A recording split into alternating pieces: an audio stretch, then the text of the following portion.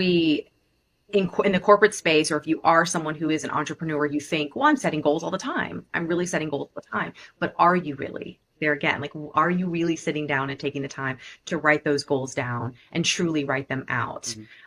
So we know that when we combine accountability, that is a key factor in our success, but it has to be the right accountability as well. It has to be someone who will actually keep you accountable and not just feed you the lines that you want to be fed. Like, you're doing great. Oh yeah, like, things happen. I need someone, unfortunately, for me, which is my husband's my accountability partner. And I've had clients who said that would end disastrously in divorce, or, worse. So one of them might end up in jail. But for me, it's great because we get along really well. He's very business savvy, and he is still in a corporate role. So he helps me think in a different way, which keeps me accountable for my business. Whenever we're doing business reviews, he is the one asking questions, and I'm like, oh, dang it, I didn't think about that. Like, thank you for thinking of it in that way. And so that level of accountability just in my own business has helped me increase significantly my approach, like how I go to market, how I will talk to people about my business. It gives you confidence. There's so much that accountability brings.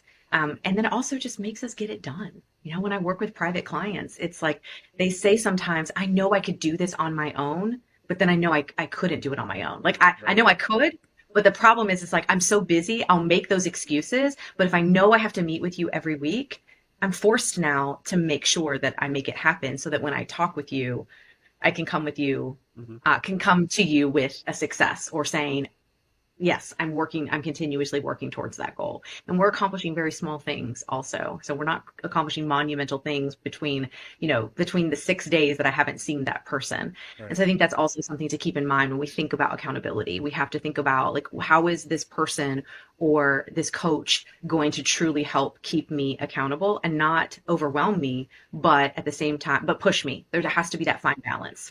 So let's break it down a little more. So reaching your goals through your vision board, there'll be people in our audience who will have obviously heard about the topic. There's the 3% that actually do it, who write it down. People will write it down, don't follow through. So talking to our audience, just basic steps, like, if you're going to do one or two things when trying to do your vision board by yourself, what would you say to the everyday entrepreneur? These are 1, 2, or 3 things that you should do when you write down your goals or creating a vision board. Because there'll be some part of our audience too who've never heard of the concept. A lot of people have. So, just generally speaking, what are some best practices to do when trying to tackle this task? So getting really clear and outlining 3 goals. So when we work in a workshop setting, I tell them, the brain metabolizes things best in 3s. It's just easy. Like, you think about design, you think about media, you think, give me your top 3 tips. That, it's just easy for us to distill in information. Same goes for our goals. And then I tell them 1 personal goal that I should be working on at one time. You can write more, but if you're going to actively be working on them and build a board around it, 1 personal goal, 1 professional goal. And then I have a play goal that I have. It's my 3 Ps.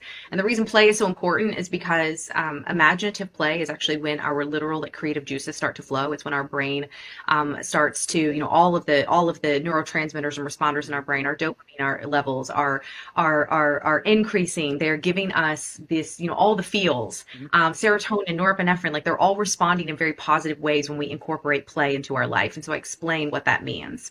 Literally going outside playing hide and seek. Yes, if you want. Okay. But as an adult, I think that looks like the hobby, maybe something you did as a child. So joining a rec league, for pickleball or soccer or basketball or whatever that may look like. Or I decided in 2025, my play goal was going to be taking ballet again because I grew up dancing. So I'm going back to ballet to see what that does. I'm going to try it out for 20 to 25 classes and just kind of take it from there.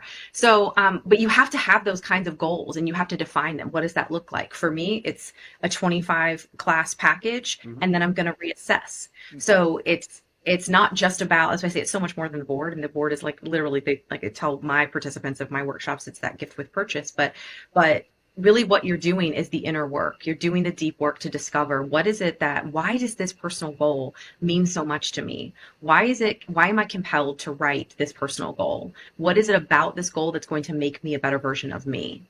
I firmly believe that if we know who we are personally, we show up in our professional lives as the best version of ourselves. Companies get better individuals, more engaged, more happy, more empowered individuals and employees who are aligned with not just their personal life mission, but their purpose within the organization. They see it all a lot more clearly when we're able to define what it is that we're doing in our personal life. When our personal life is messy, when we don't really understand what it is we're doing and we're kind of aimlessly waking up every day and just going to work and kind of like shooting from the hip and just we're going to figure it out, that's when things start to fall apart.